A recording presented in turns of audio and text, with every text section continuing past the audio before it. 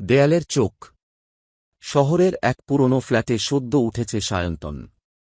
ভাড়া কম, কিন্তু সবাই বলত ওই ফ্ল্যাটে নাকি কিছু অদ্ভুত ঘটনা ঘটে। সায়ন্তন এসব কুসংস্কারে বিশ্বাস করত না।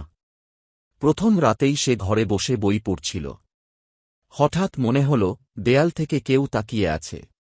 অবিশ্বাসে সে চোখ সরাল, কিন্তু আবার দেখল দেয়ালের মাঝখানে ফ্যাকাসে একটা দাগ, যা দেখতে একদম মানুষের চোখের মতো।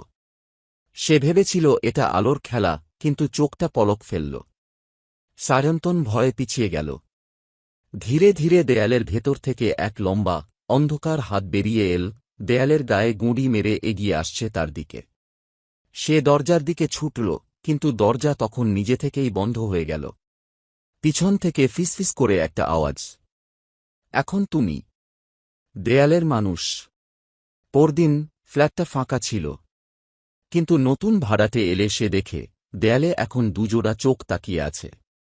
তুমি চাইলে আমি একসাথে 5-6টা ছোট হরর গল্প দিয়ে একটা হরর শর্টস কালেকশন তৈরি করে দিতে পা।